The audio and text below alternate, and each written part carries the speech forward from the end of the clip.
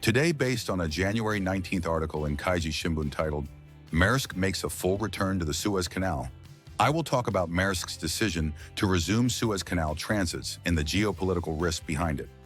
Global shipping giant Maersk has made a major move.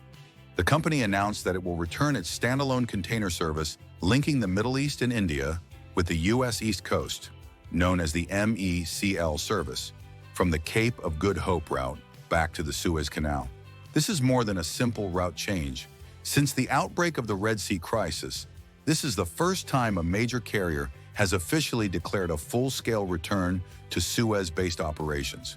The MECL service transports cargo from India and the Middle East through the Mediterranean to the U.S. East Coast.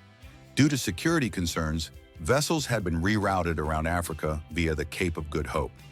Maersk has now decided to reverse that detour. The move is already underway. On the westbound leg, the Cornelia Maersk departed Jebel Ali on January 15th. On the eastbound leg, the Maersk Detroit left North Charleston on January 10th. Both sailings are planned via the Suez Canal. Why now?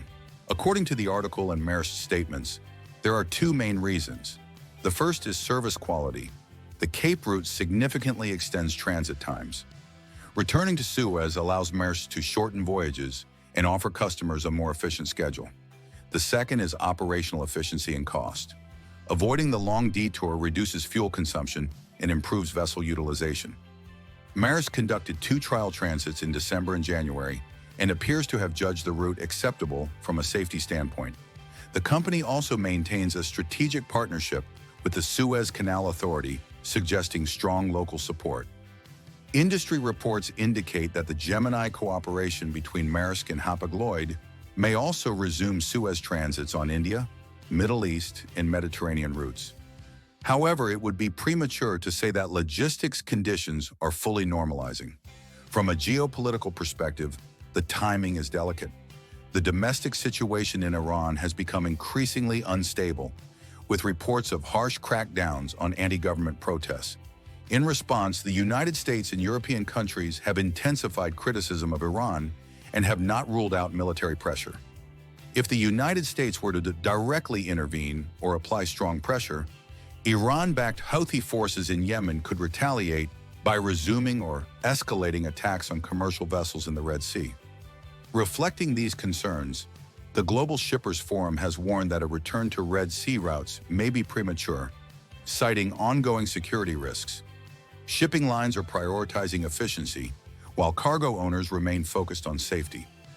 Looking ahead, the market is likely to split between carriers that follow Maersk's lead and those that remain cautious.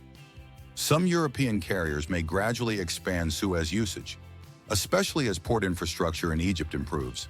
That said, if even one vessel is attacked again, the situation could change overnight. Maersk has stated it would immediately revert to the Cape route if conditions worsen, but renewed disruptions would likely cause delays and confusion. The key issue to watch is the balance between freight rates and insurance costs.